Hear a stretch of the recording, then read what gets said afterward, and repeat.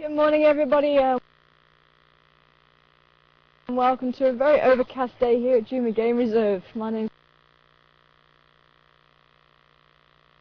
is Tara, and joining me on camera is Sebastian. Back in flight control is Patrick, and it is drizzling slightly. It was getting a little bit heavier, but it seems to have eased off a little bit again. So I'm going to see how far we get. We're probably going to stay around the quarantine area. I did hear some hyenas a little bit earlier, probably about 15-20 minutes before we went live. I could hear a hyena around the back, and then it moved a bit further down towards the south. So I'm quite keen to see if they're still around and see if there's anything around the quarantine area, and hopefully this cloud is going to lift, so keep your fingers crossed.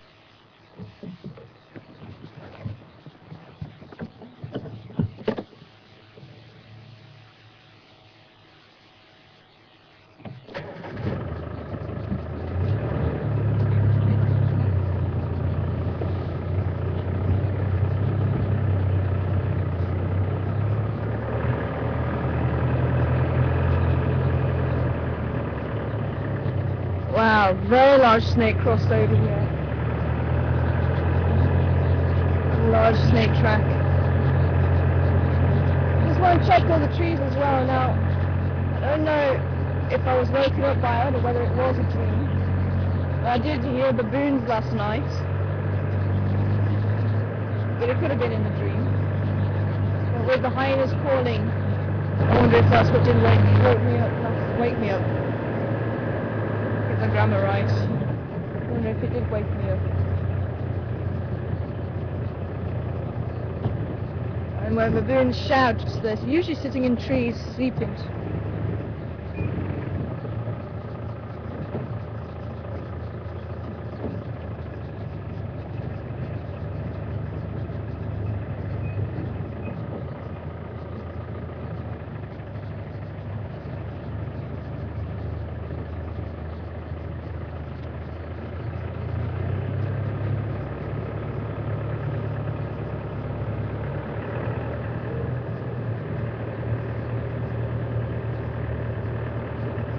There's the wildebeest over there, so we might go and have a look at them just now.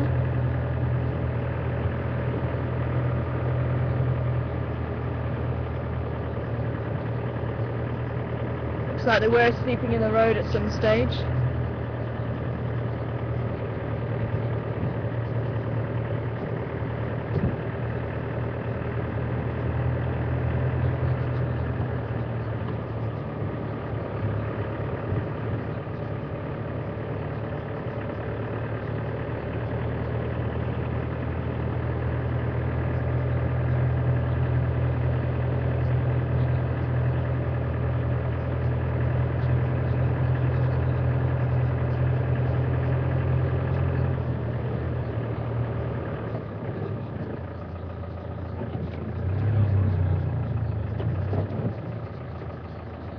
Hyena tracks that way. Difficult to say if it was the same individual that's calling further south.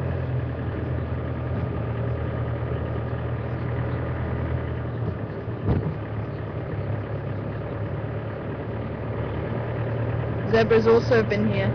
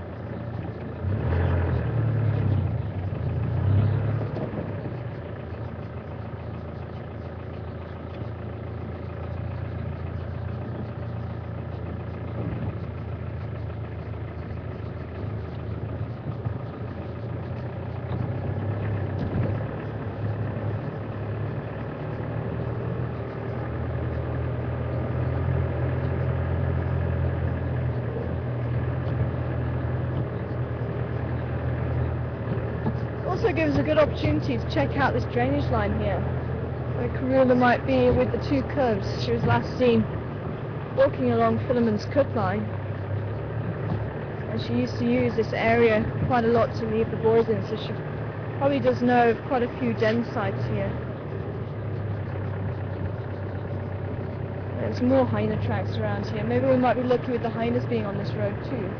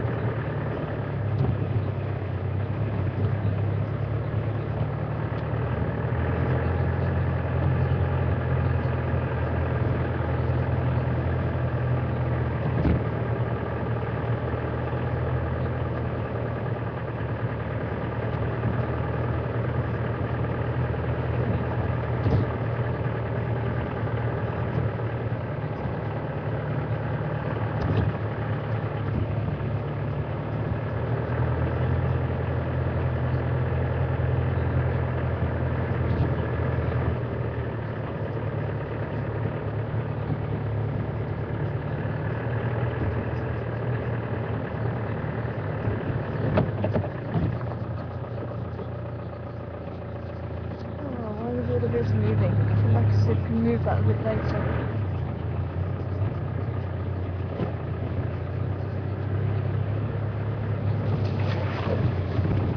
Ah, there's the hyenas. I wonder if they're trying to hunt the baby wildebeest here. That was what my thought was. Oh, it's leopards! No, it's leopards! It's too dark.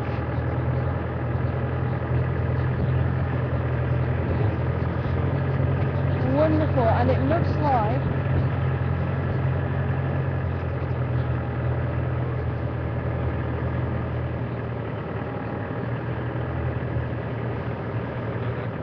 you see them all reacting.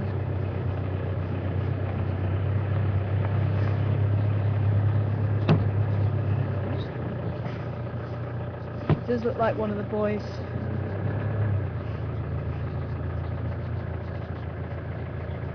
Especially at that, I wonder if he was looking at that young calf.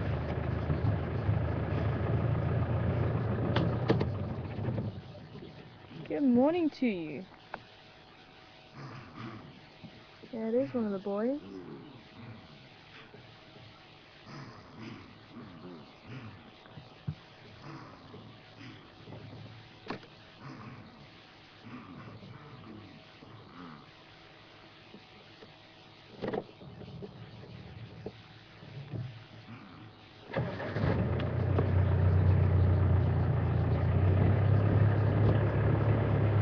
Funny because when I first started seeing the hyenas and seeing the wildebeest here with the tracks leading towards the wildebeest,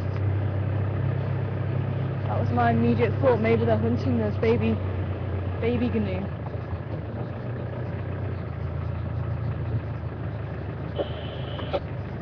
It's funny, the whitetail didn't even register in my head.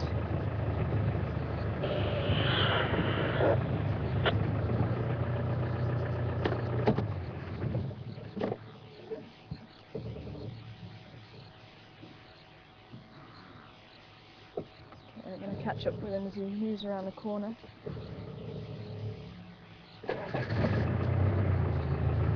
Being quite cheeky, scent marking his mother's territory.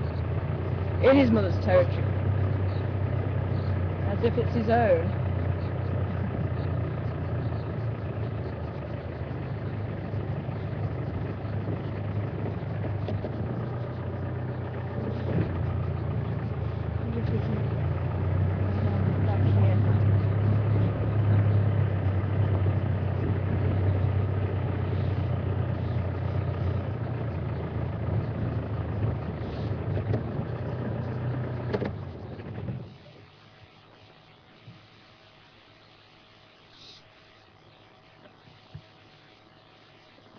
I can now see who it is, but I wonder if you guys can see.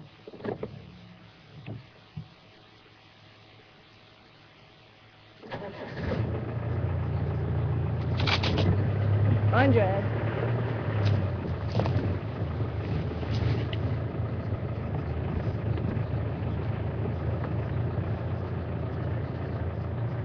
stations. I've got one Ingwe thundering north towards Voitel axis.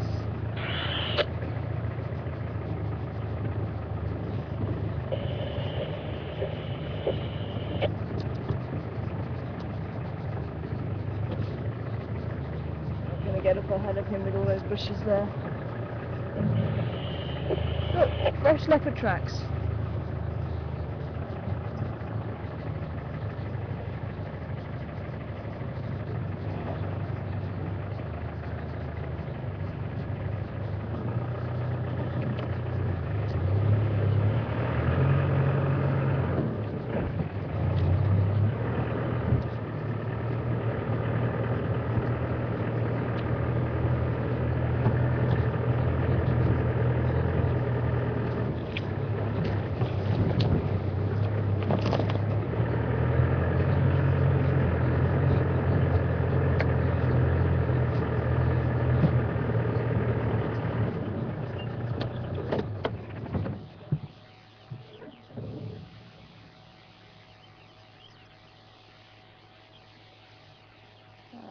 Okay, it might be a little bit difficult for everyone to make out, but this is Nduna. This is one of Karula's boys, and he's just coming up for 2 years and 3 months now. You can see him wiping his cheek glands all over the tree, just like pet cats at home wipe their cheeks all over your legs to mark you as theirs. He's doing the same thing. It really is amazing that even now Karula has cubs. These boys are still here. And it's going to be very interesting to see if there's going to be any interaction between them.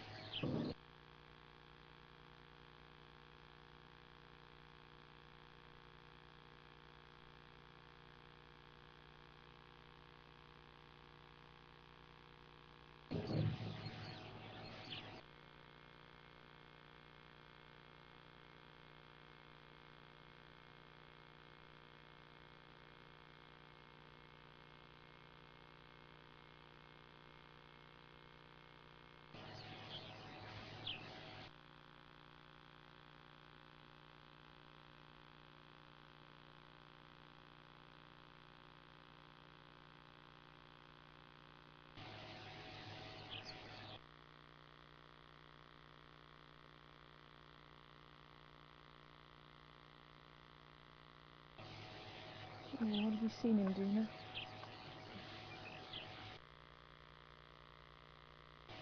You see, keeping that white tail very low to the ground now. He has seen something.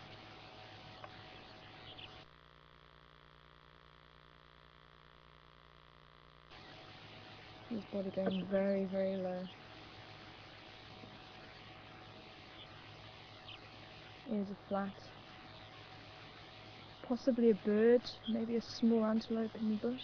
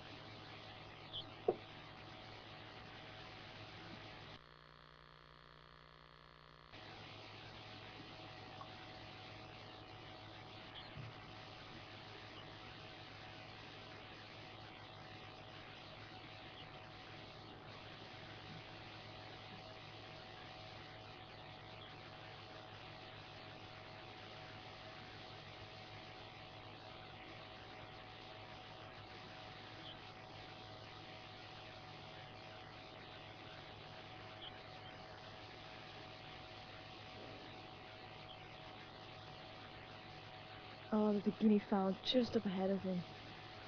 It's actually directly up ahead of him. You may even be able to work it out on the screen. You just about see the blue head. It's probably 10-15 meters from him. If you look directly above Induna's head, you may just see the guinea fowl moving.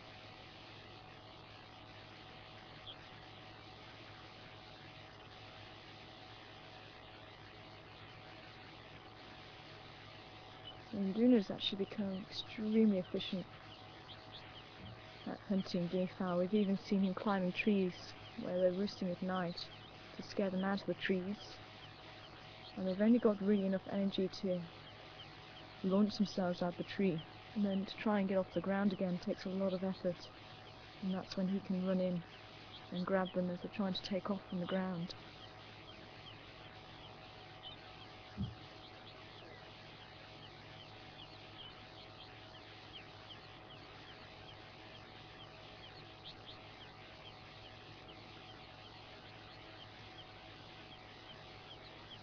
Guinea fowl are really good at detecting predators, and at the moment this guinea fowl, I don't think has seen him. Otherwise we'd be getting a lot of calling going on. You see the grasses blowing towards the guinea, away from the guinea fowl. It's actually blowing away from Induna as well, blowing north.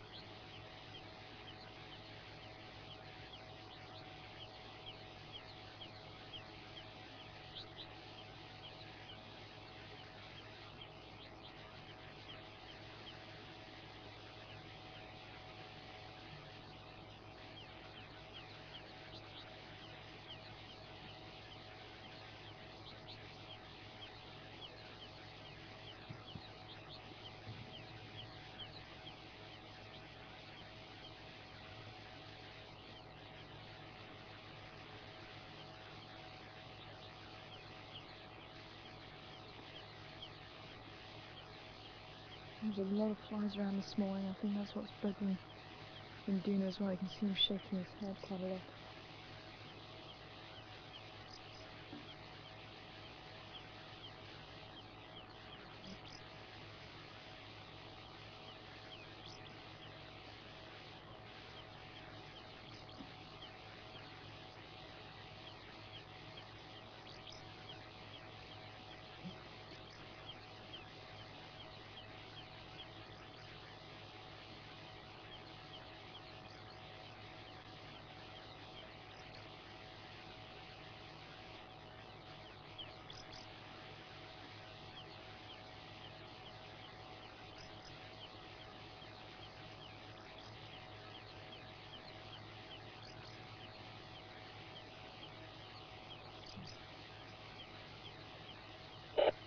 Little by little, just trying to close that gap.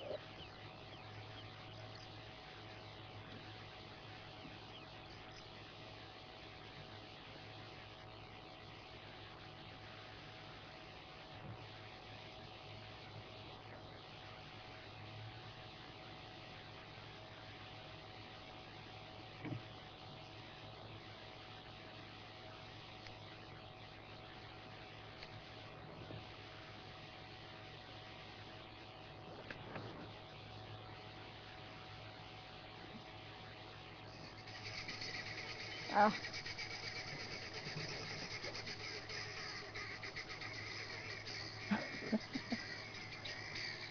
Nice try, Induna.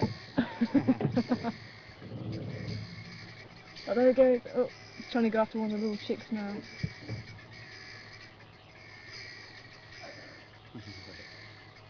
And then there's another one.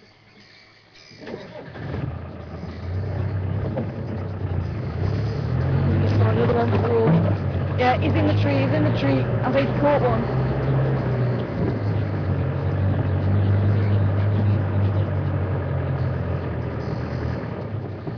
Yeah, I think he did. Did you catch one in Duna? It's just here. Just here.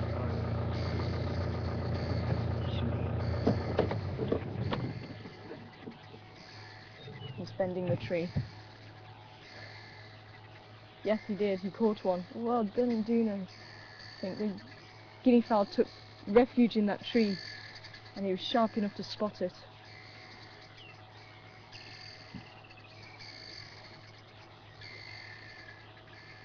Only a little one though, I think.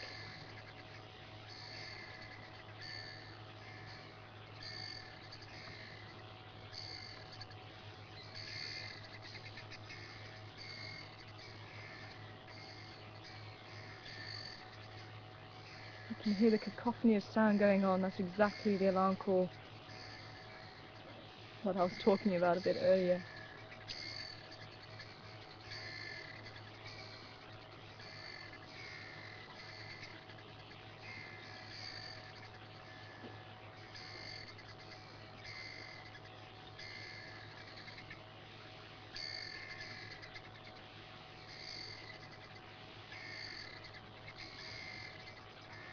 Yeah, baby. Okay, well, if he's going to settle down to eat, I think we might be better off going around the side there. See if we can move and get a better view of him.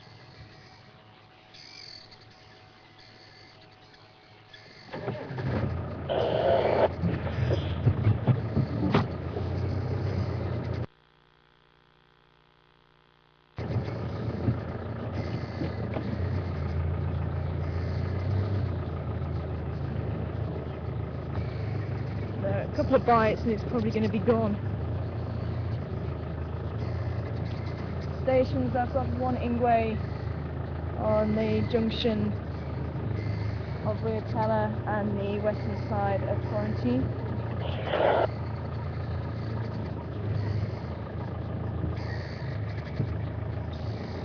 Okay, if we're going to sit there in Juno, I'm probably going to be better off going around the other side.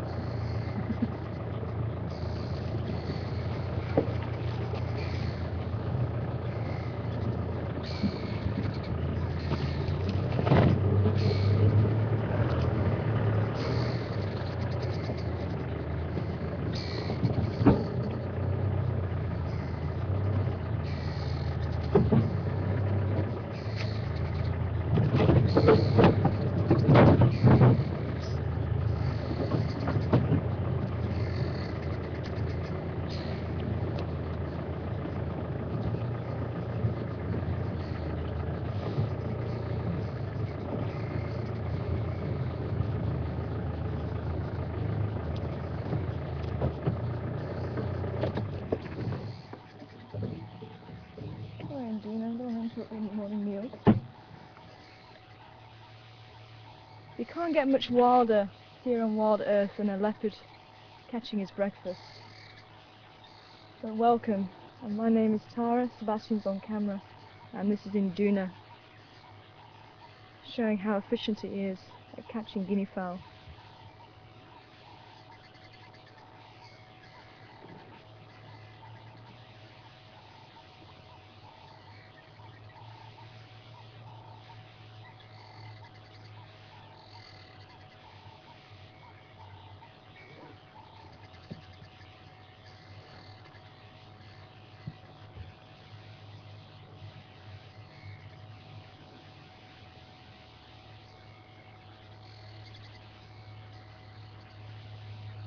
Which station from Riatella?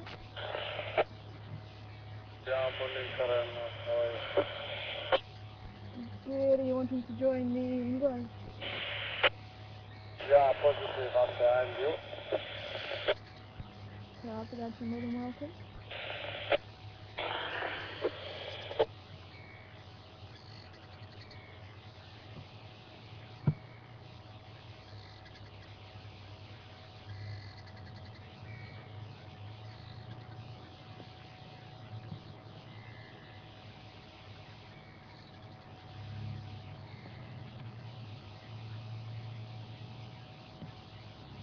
He's just to my left, and he might be better coming around the other side because there's a lot of stuff in there.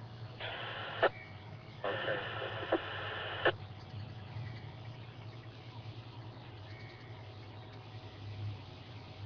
You should be able to get a nice visual from in front of me if you'd like.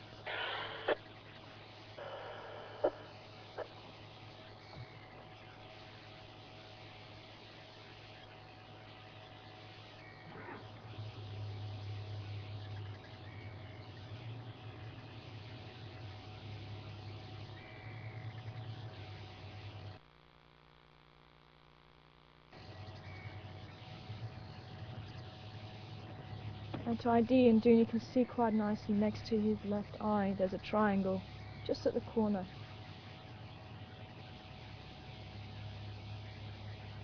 Some people say it looks like bat wings. That for me is very distinctive of Induna, and on his right eye he has a circle of spots.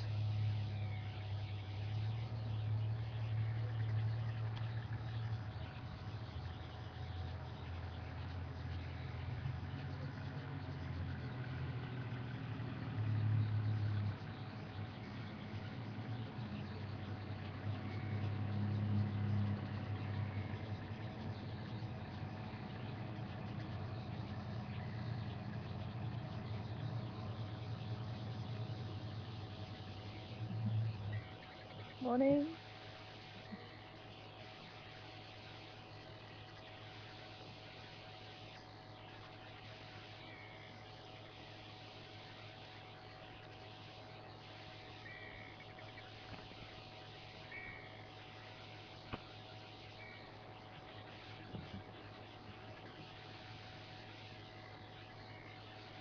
Not really stuck in your teeth, Induna.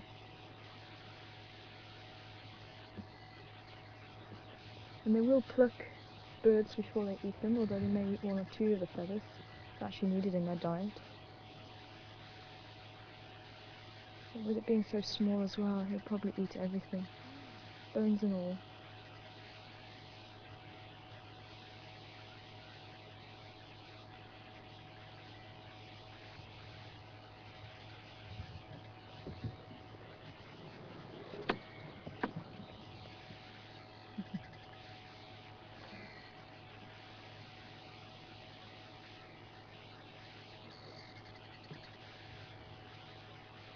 I've got his sights on something else now. So that'll be a little snack to him. Just a few.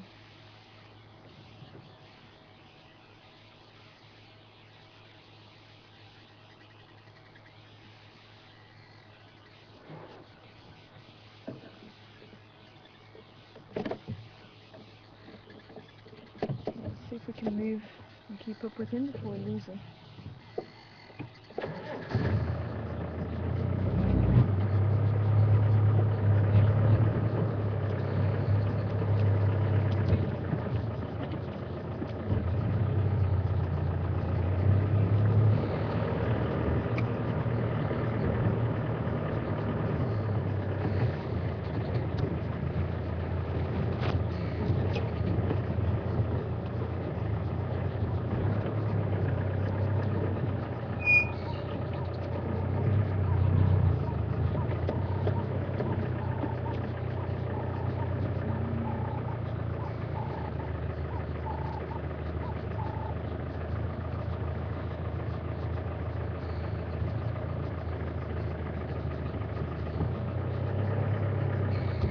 Sorry, you can go ahead.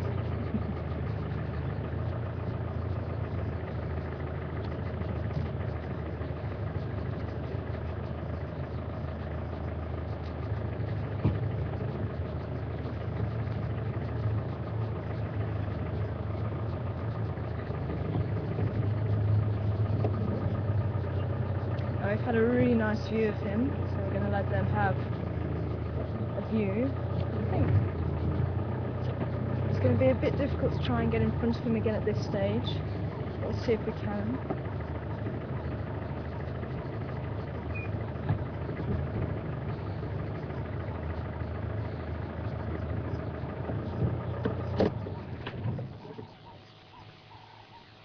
where he goes. I think he's going to go north.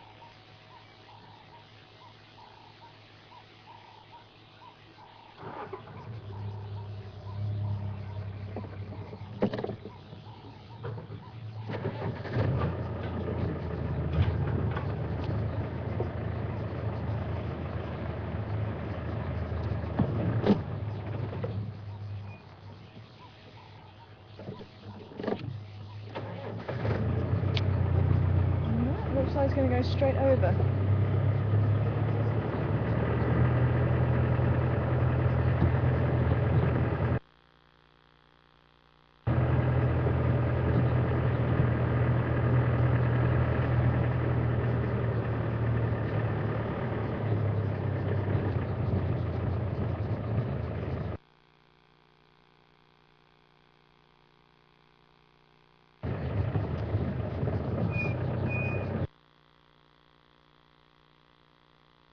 Let's see if we can go.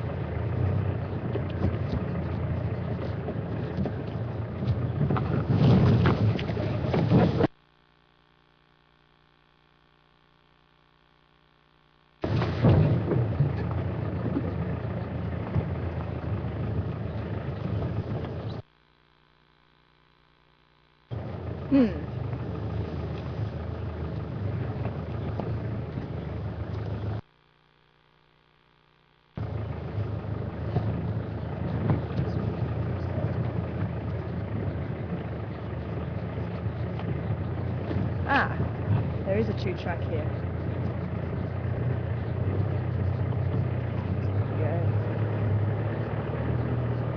Just going to try and see if we can judge where he is now.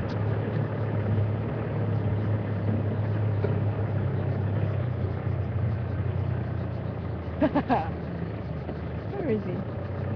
Oh, he's further up. Sorry, spider. Here we go.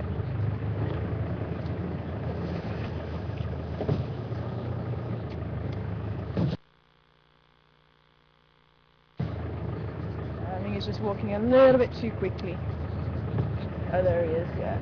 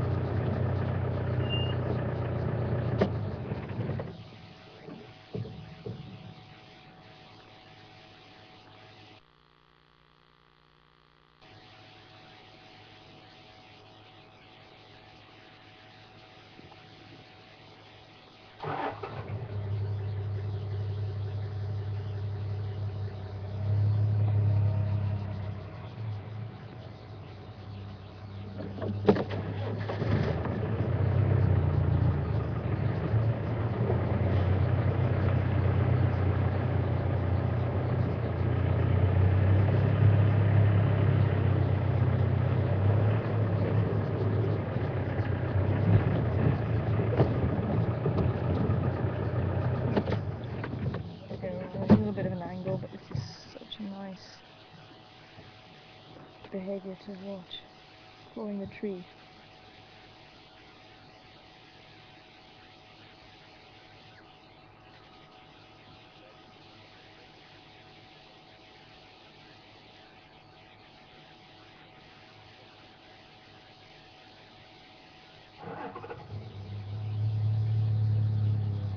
Now it's also thought that they do claw the trees, try and mark the territory.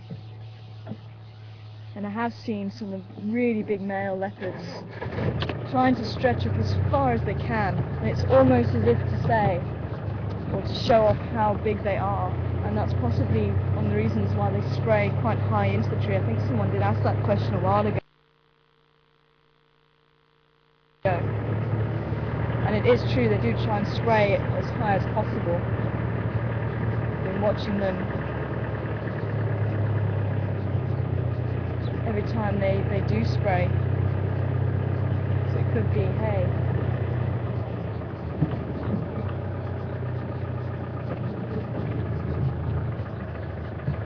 trying to see if we can get a bit straight here. It's not really happening at the moment.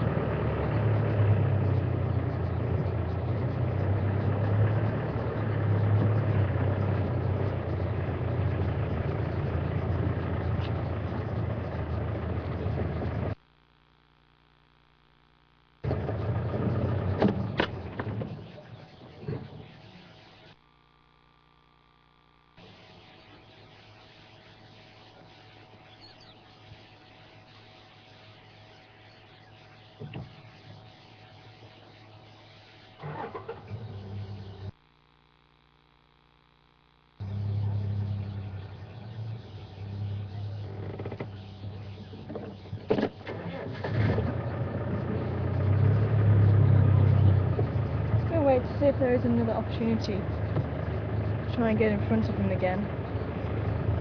The bush is quite thick here.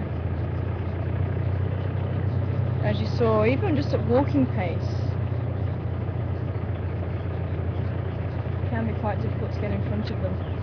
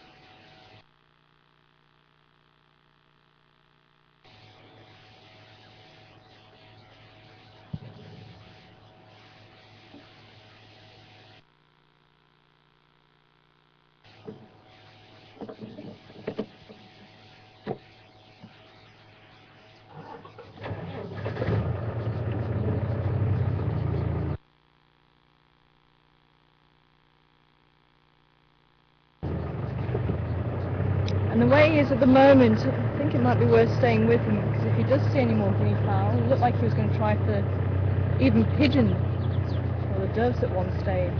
So he's still hungry. So we could see some more action from this cat.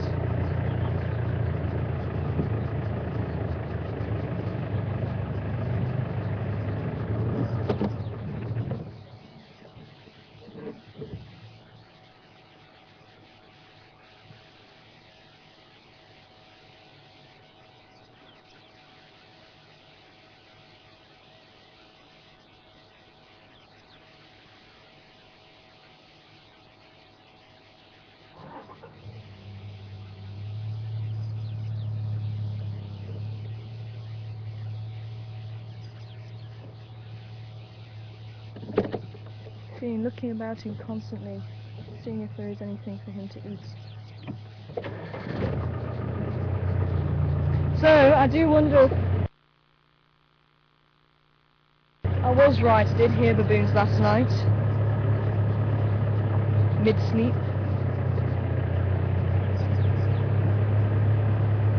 And those hyenas may have even seen him, thought there may be something for them to eat too.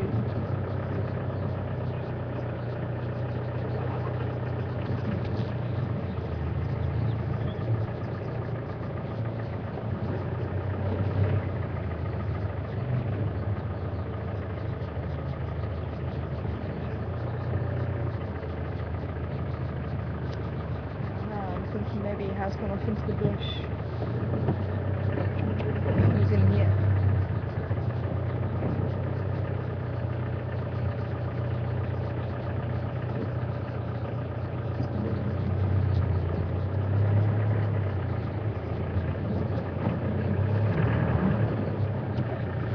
Let's see if we can go in here.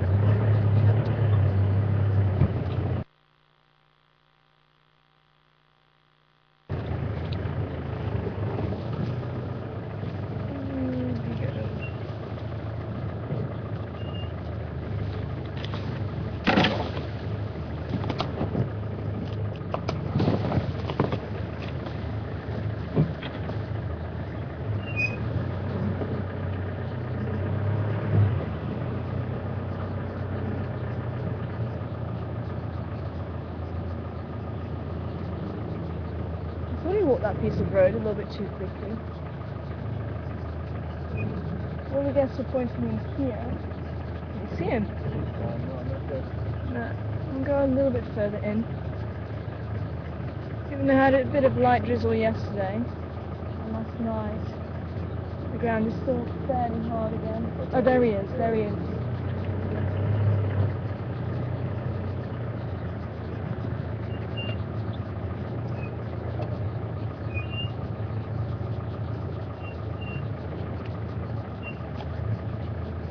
Oh, spider, run. There we go. I think we're going to lose him, unfortunately. Can you still see him? I've lost him. So, I think we've had a nice view of him anyway. I think he's wanting his privacy now.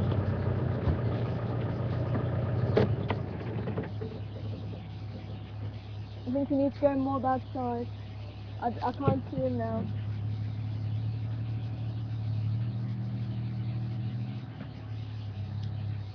I think he went more that side. So I think he's wanting his privacy, so we'll pull out. Let these guys follow.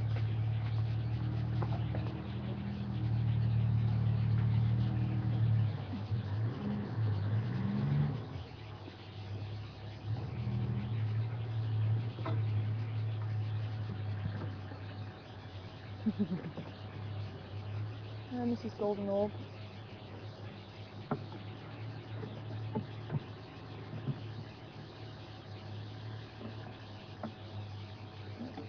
I'm trying to help you, missus. You're defensive. There you go. When you really want to stay on the Gunda. There we go.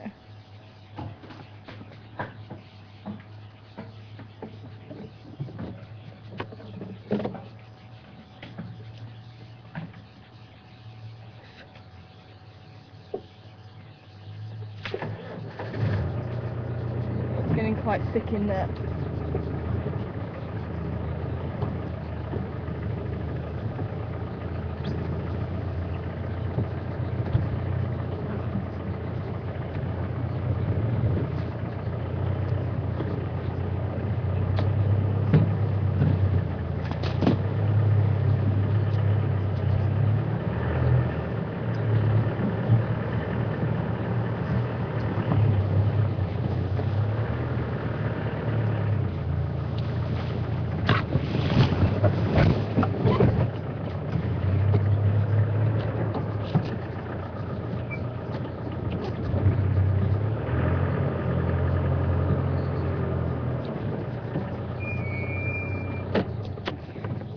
absolutely wonderful to catch up with him.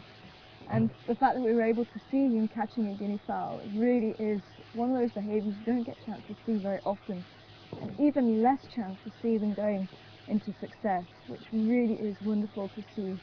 And Induna really is coming on.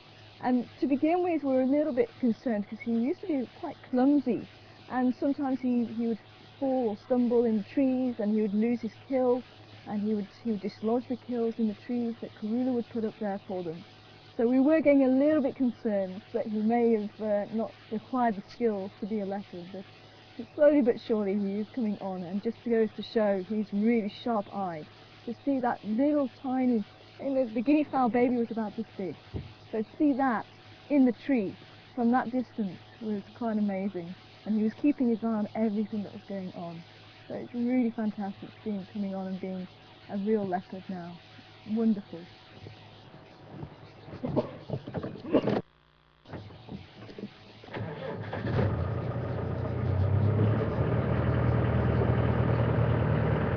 Thanks, I'm pulling out the lockshores.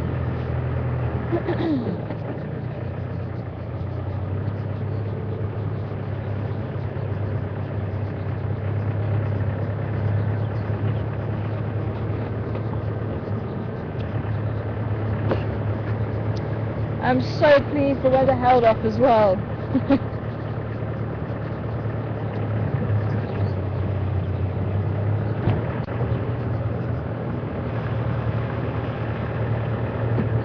It does look like these clouds are climbing a little bit.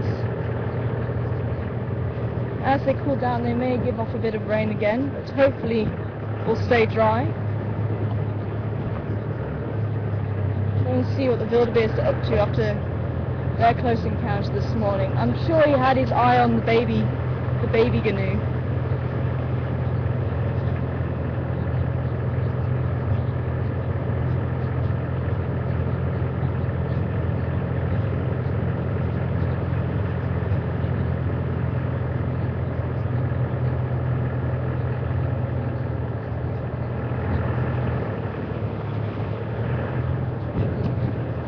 With the nose protection, there was no way he was going to be successful there.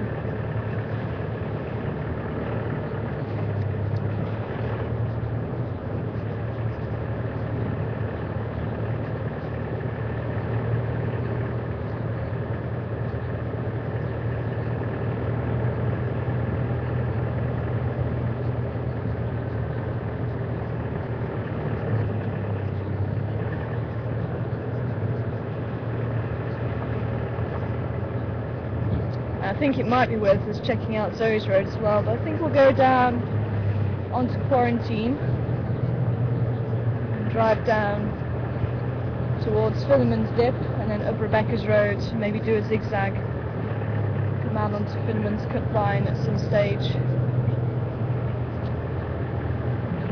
see if there's any tracks of Karula.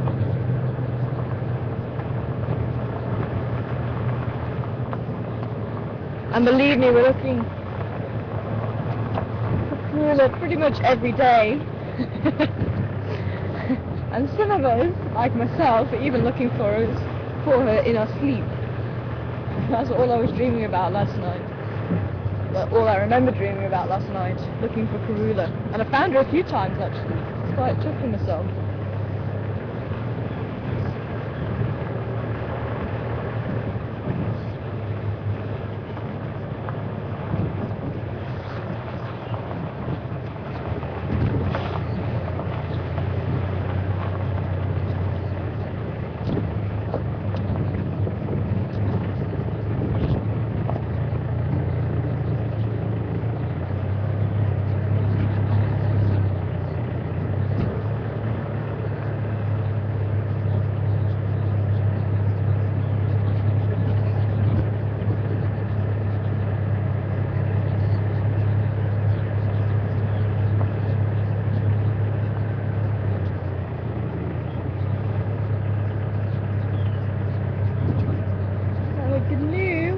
Left them around here. I'm thinking they may have moved further this way. Maybe they didn't.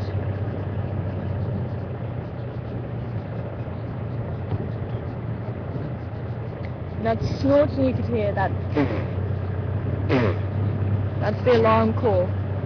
And other antelope and other animals will listen to that alarm call and look out for the predator. They'll look in their direction. And if they see the predator, they'll also take up the alarm call.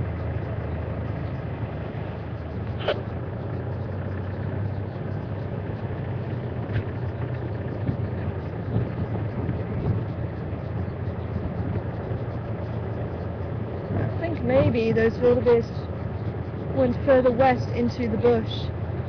It's getting a little bit chilly again. Oh, there they are, up ahead of us. Wow, they moved quite far. Wanting to keep away from danger. Especially those calves. But it's amazing how when you're expecting to find something or you're hoping to find something, you've got the image of the animal in your head. As soon as you see an animal of that size, it's funny how your brain calibrates it almost to it being that animal. And so I saw the white teeth and I think it looks funny for a hyena, but it just wasn't registering the fact that it couldn't be a hyena because of all the other things that we've just seen, the tracks and the whole setup. Quite amazing.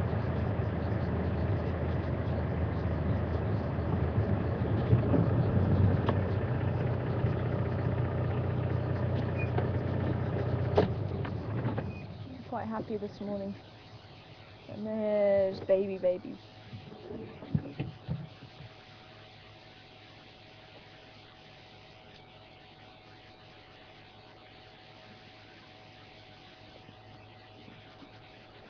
And last station, can you confirm where's that lock?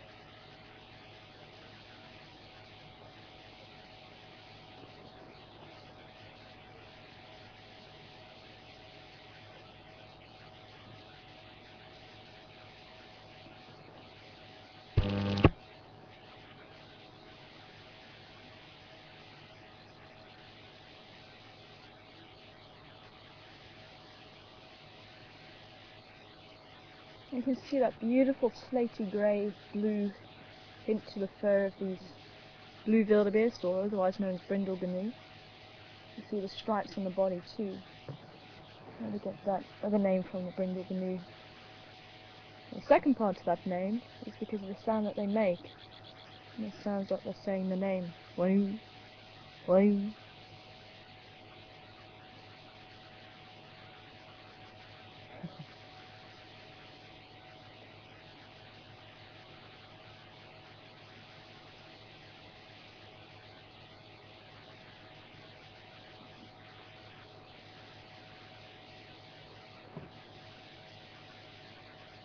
We have 6 babies there.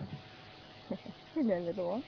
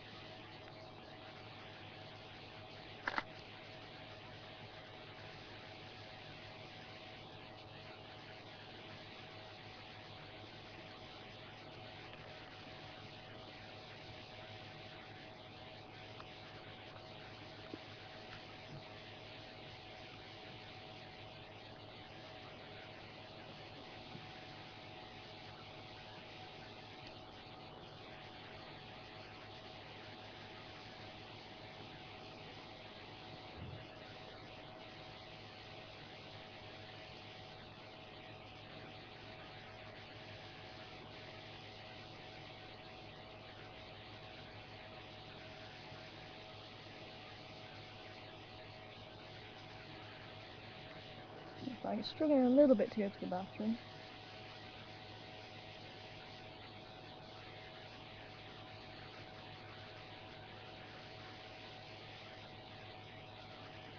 It looks like the leader of the herd is quite anxious to get away even further from where we saw the leopard. Let's continue on and leave them to it. And speaking of sounds, good morning to you, Donna. And Donna was asking about leopard calls and saying that you've heard Karula call the boys. And if you remember, we actually had a drive where we had her for almost 3 hours calling constantly. And a leopard call is like a soaring.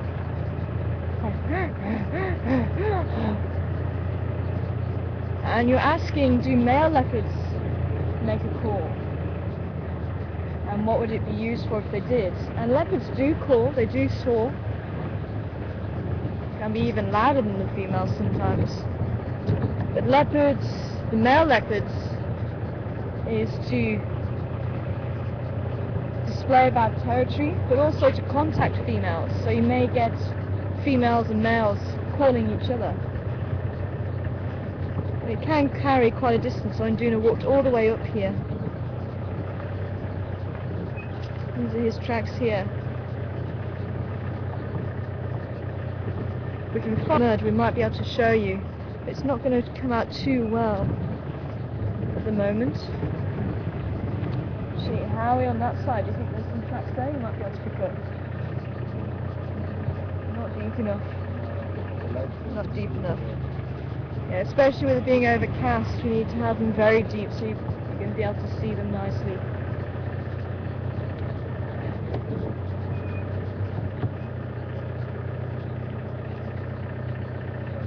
This one we might be able to.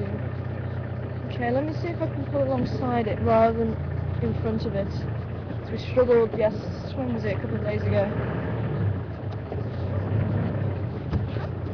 So it'd be nice to actually show you a leopard track. This one here. If I go and stand next to it, oh, they should come out actually. If I go and stand next to it to give you a size comparison. And what I do want to do is take a picture of Nduna's track for records. So next time we see it out in the veld, we may be able to determine if it's Nduna or his brother, especially if there's anything odd about it.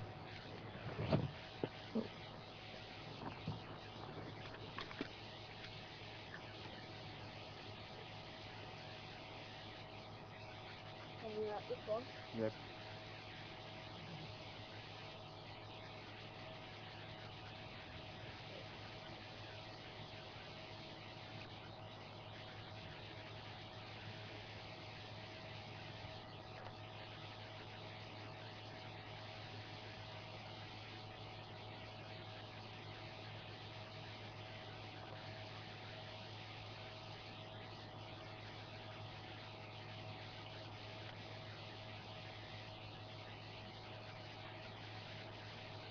Okay, I'm just going to go and point out the parts.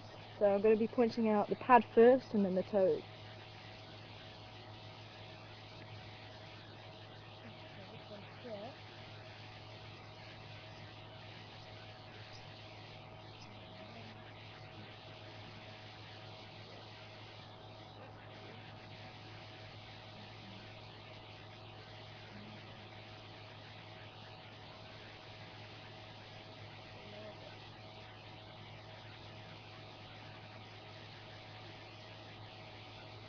Now what I was doing there was measuring it, and because I'm going to have my hand on me all the time, what I've done is taken measurements of my hand to see where various marks are on my hand. So you may see me doing this with tracks. So you can see his track is the length, almost the full length of that side of my hand. Karuna comes up to about here, which is about 7 centimetres. He comes up to about here, which is about 8 centimetres. So he's probably about a centimetre larger than his mother Karula, but he is a male and they have larger paws than the females. So the paw that we were looking at is quite drawn out, and that will be his back paw. The front paw tends to be more of a rounder shape, and that tends to be the front paw with much more of a heavier front. So if you've got the head, you've got the chest, so we need to have larger front paws to be able to disperse some more of that weight. So that's why you do get slightly larger front paws or front tracks on most animals. In fact, nearly all animals will have a larger front foot than back feet. But you can see slightly more oval shape of that track we were looking at, which is the back paw. So also a very neat track. The toes very close together to the back pad.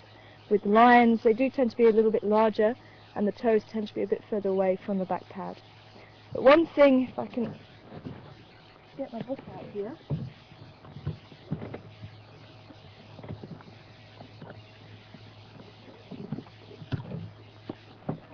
I'll show you. Oh, it's quite a drop down there.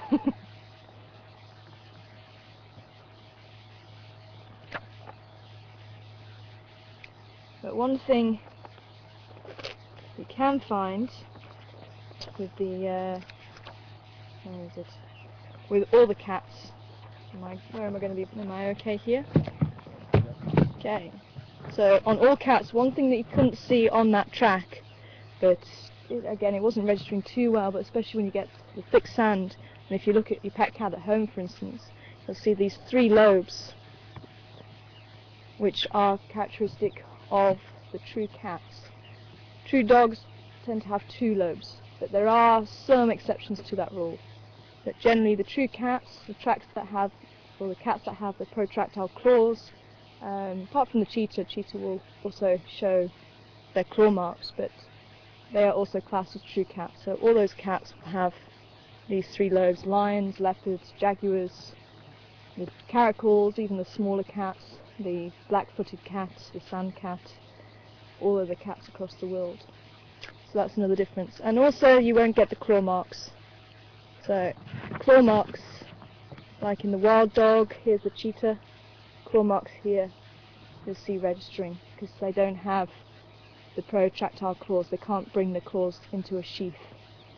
Their claws are out constantly. So that's the exception to the true cats. All the rest of the cats, as you can see, have no claws or claw marks. If you've got very, very thick sand or thick soil, you may get 1 or 2 registering, but on occasion. So that is the leopard track. See, big size difference there. This is the female, this is the male, and this is the front round track, this is the back oval track. The front and the back slightly oval. And one other characteristic to look out for, if you see I've drawn a little circle here, this is the female track, and if you can draw a little circle and it goes out and then in, you can see this straight bit before it goes in, it tends to be a female track. And males, this circle here, if it goes straight in, it tends to be a male. There may be 1 or 2 exceptions, but so far it seems to work. So there you go, leopard track, and this is the lion track here. Much, much larger. Even though it doesn't show it on this page, the size has been reduced, but it tends to be much larger than the leopard track. You can see these toes quite far away, whereas these toes quite close to this pad here. And if anybody wants to know what book it is, it's a very good book. I use it a lot. Pretty accurate, I think. The Field Guide to the Animal Tracks of Southern Africa by Louis Liebenberg. Oh, hello, spider.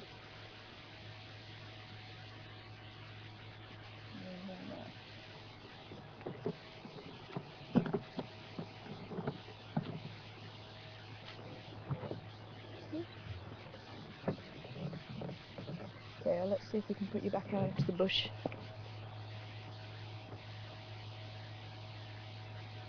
I think it was from the a female spider that was on the vehicle. I think he also hitched a ride.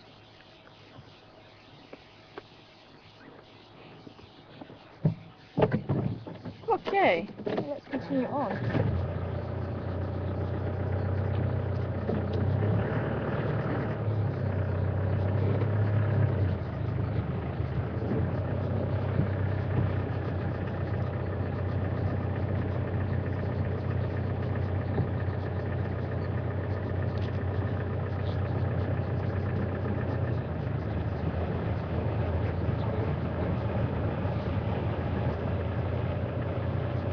So Donna, that was a yes to your question.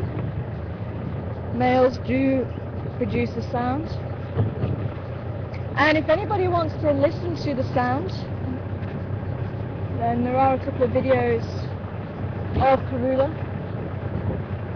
We have a few clips on YouTube as well. But there's also a clip where I met Darren Simpson at the Ingwe Leopard Project, and he made a mechanism for actually calling leopards and jaguars. It was originally used by hunters in Brazil to hunt jaguars. Oh, got a male bushbuck up ahead. Young male bushbuck. Beautiful.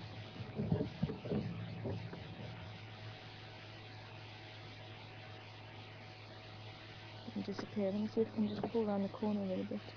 Oh, he might walk up the road. Or disappear in the bush. Come on, walk up the road so we can see you, little one.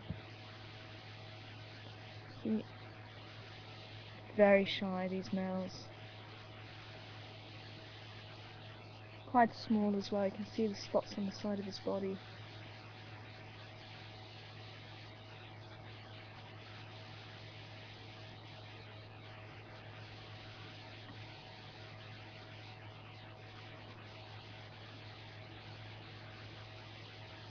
Actually, it could be a young Nyala.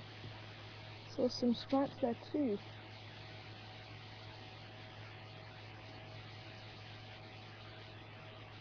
Yeah, it does look a little bit too small to be a Nyala. But generally bushbuck only have spots, no stripes. I think he is more likely a very young Nyala bull.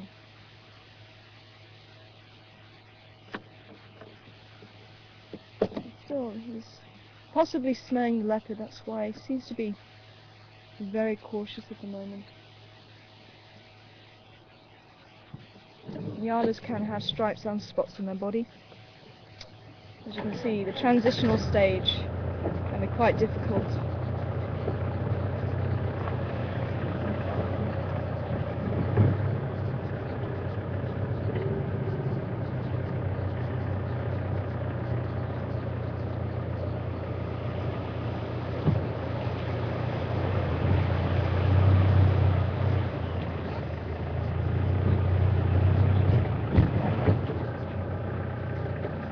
See him through that.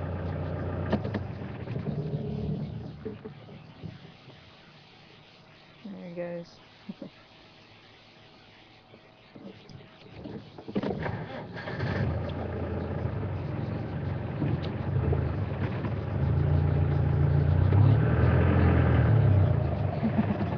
Going, no, I don't want to go.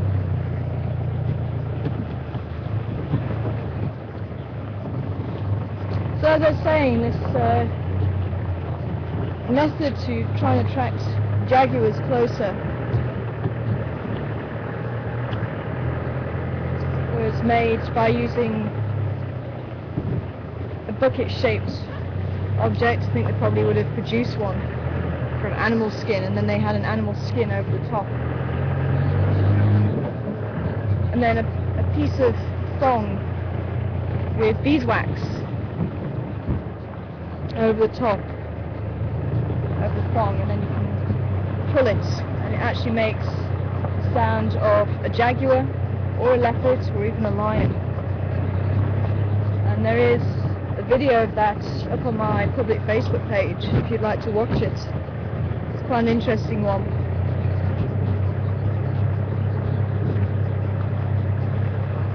And leopards and jaguars do look very similar.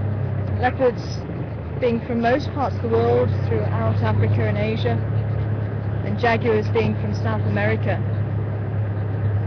They do have a similar appearance. They're both very small, stocky cats. Jaguars live in quite dense jungle. Leopards can live in a whole range, a whole variety of habitats. Wow, Induna walked very far. Still getting his tracks here.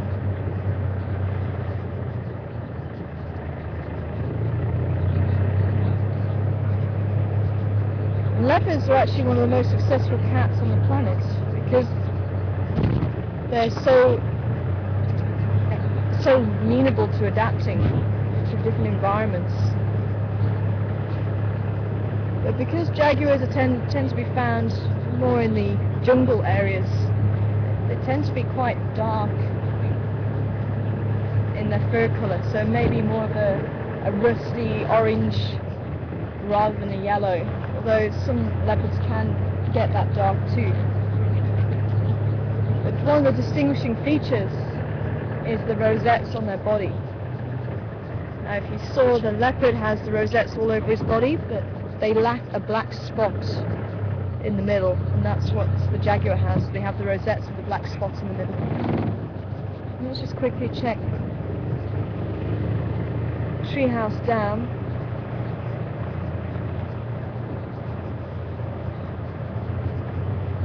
But the voice is also very similar.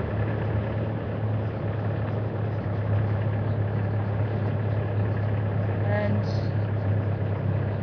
I managed to get Darren Simpson to show me the difference between the two on that video. So he does a female leopard, sorry, a female jaguar, which is more like a meow almost. It's like a meow. Maybe a bit like a cub. Like a leopard cub, and also a male jaguar, which is more drawn out than the leopard. I'm getting my lions and leopards and jaguars all mixed up. But it's more drawn out than the leopard, and the leopard is this soaring.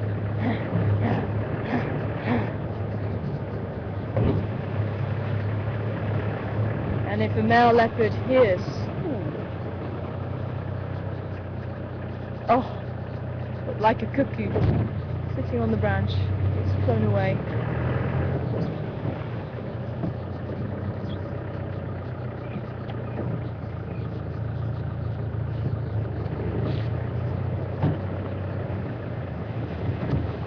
If a male does hear a female, he will respond.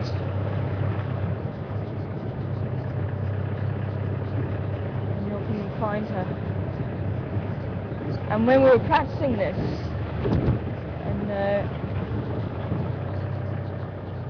oh, this is where Nduna came from, so he was somewhere around Treehouse Dam. We were practicing this, and I think that night I heard hardy-dart ibis. We were just in the grounds of the lodge, and there was hardy-dart ibis around. And at probably about 1 o'clock in the morning, I heard the hardy-dart ibis calling. Now, hardy-dart ibis tend to sleep during the night, they don't tend to move. And I was convinced that the male responded to this, the calling that Darren was showing me.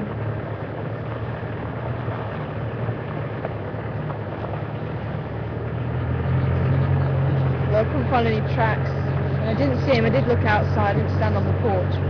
I did look outside and tried to see if I could see anything moving in the shadows. It was a beautiful moonlit night, so I could have been able to see something if he'd walked out right out into the open, but sadly he didn't.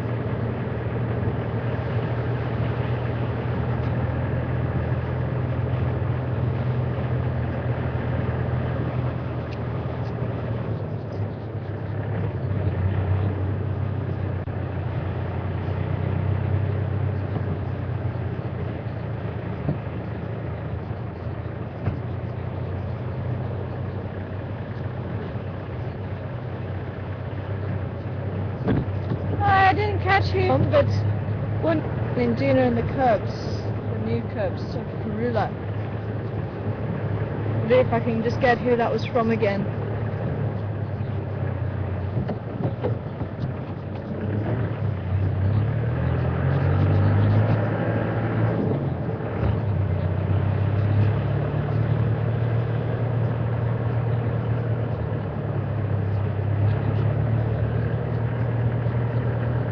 Well, welcome to you anyway.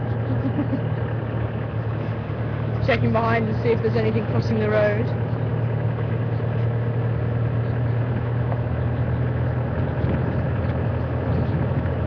It's very difficult to say what's going to happen. I don't think Karula's really going to...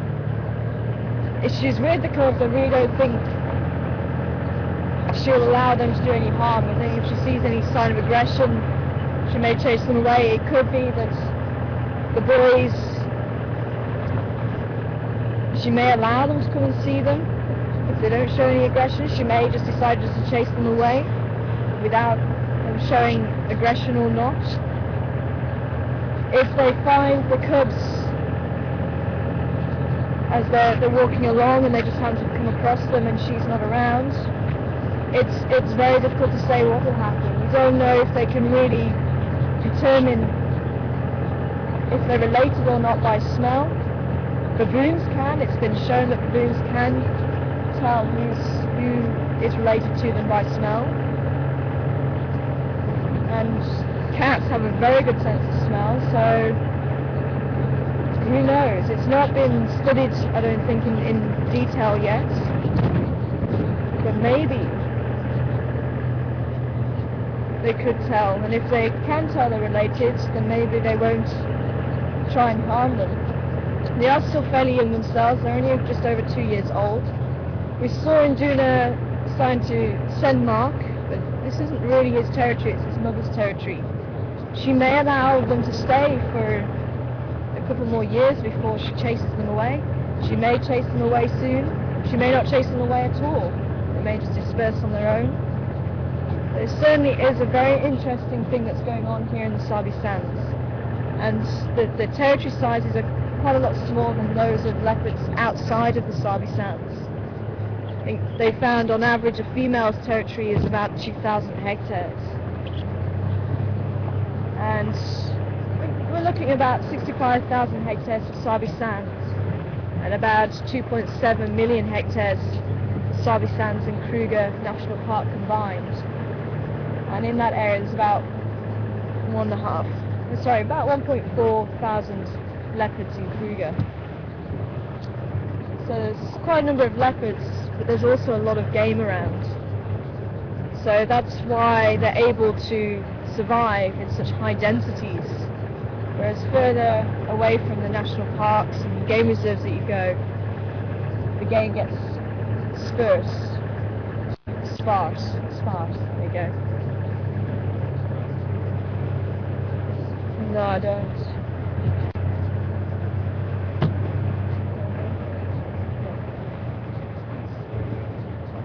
I don't have a car, sorry. Okay, it is starting to rain quite badly now. I think we may have to say goodbye for a little while. It's starting to get very heavy here now. So I'll see if I can come and join you in fire control and answer some more questions. And yeah, you can see it's raining very heavy. So thanks for joining us. Hopefully we'll be out again soon.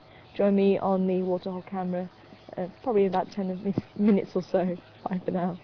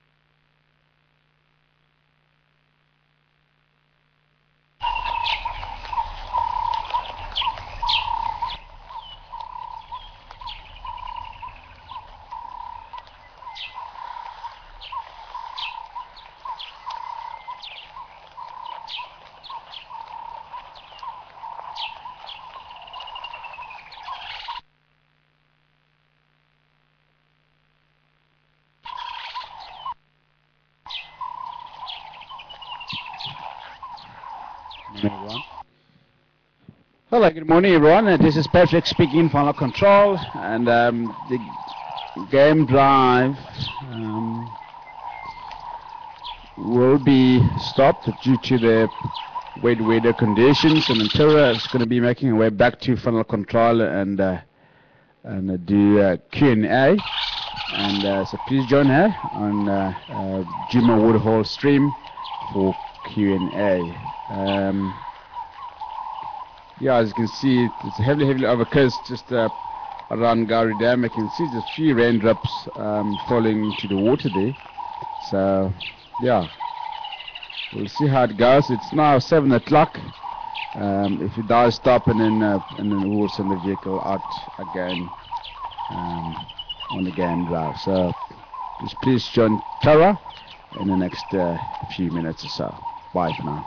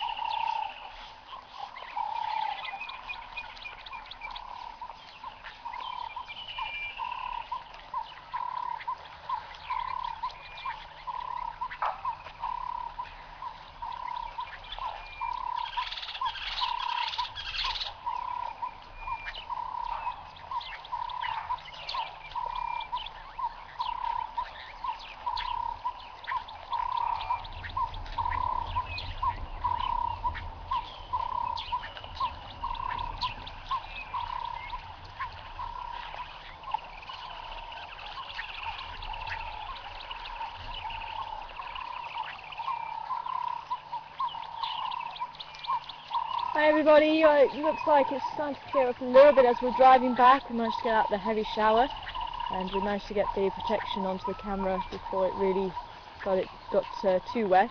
So we've come a little bit further up Zoe's Road and hopefully we can go down towards Rebecca's Road and maybe head off towards Chelapan.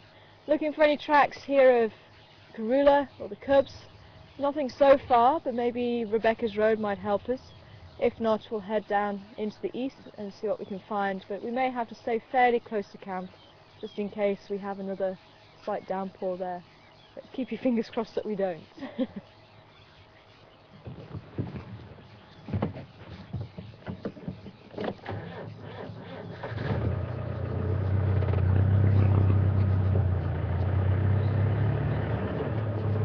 So it was Elizabeth who was asking a question about Misha and Duna. Morning to you, Elizabeth, if you're still with us.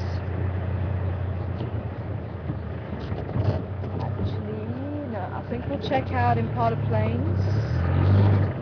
I'm not expecting Karula to be there, she did move the cubs from there, but you never know, there might be some rhinos there, or even lions.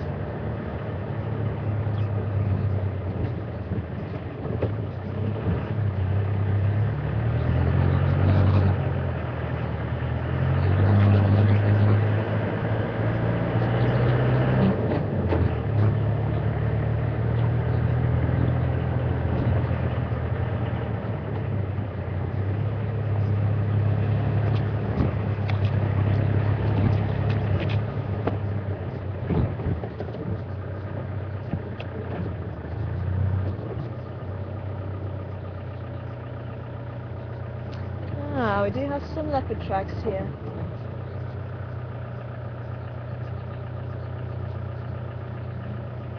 And looks like it could be Karula's.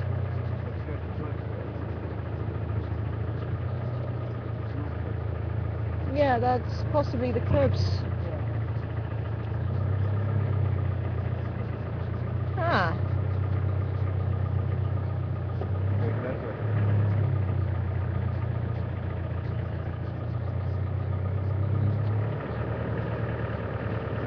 There's the civet tracks also mixed in as well. Because when I measured the cub tracks the other day, they're about 6 centimeters. They weren't too much smaller than their mothers. They just look like Karula's tracks though. So maybe she's just moved them to a different den site in here and she's still using this area. Could well be. Let's check out Impala plains anyway. They don't look particularly fresh. Maybe sometime early last night.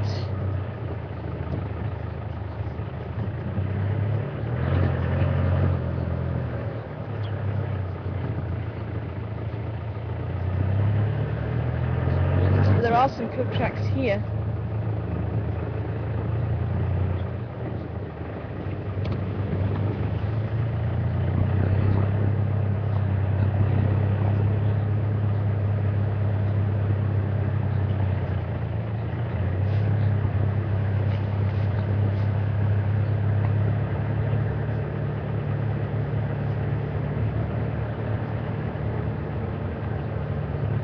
I think on a day like this, she probably will have the cubs tucked away in a den, keeping them nice and warm.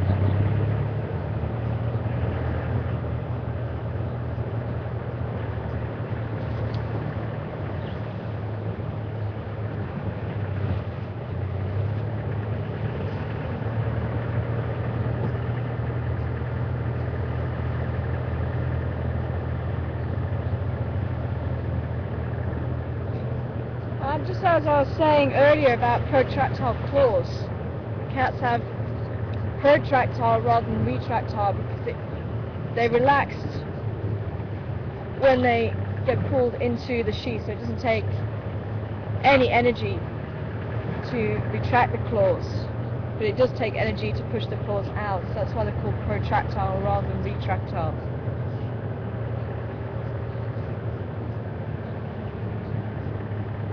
Just in case anybody was wondering.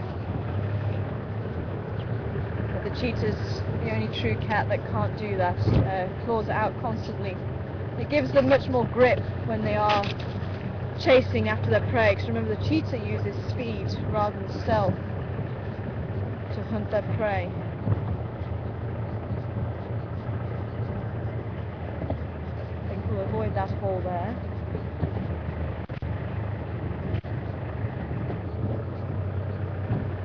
There's any movement on Impala plains this morning. I think since Karula's been here, the Impala have also moved. So we need to find where the big Impala herd's gone, because they also went on quarantine, which maybe suggests that leopards have been hunting on quarantine recently.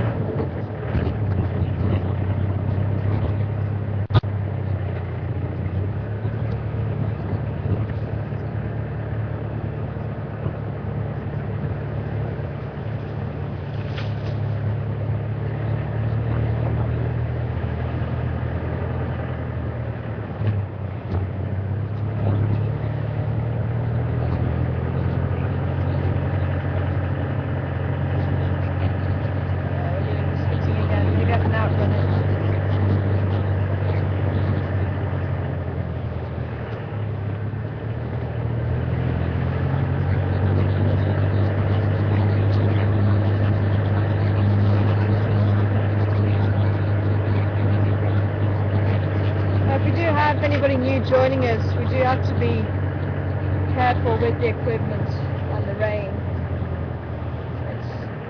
very fine drops at the moment, but if it does get any heavier, as you saw, we do have to protect the camera and protect all the equipment. Otherwise, we will have a problem.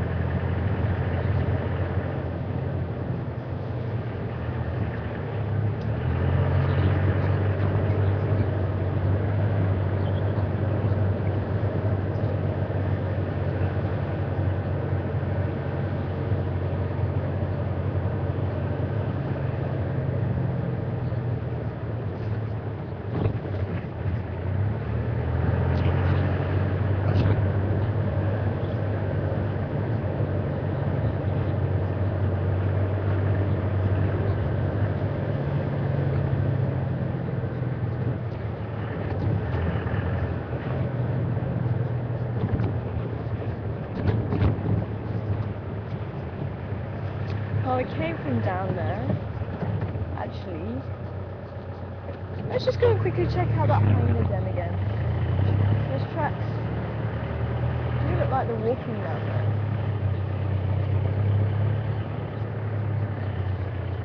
You never know.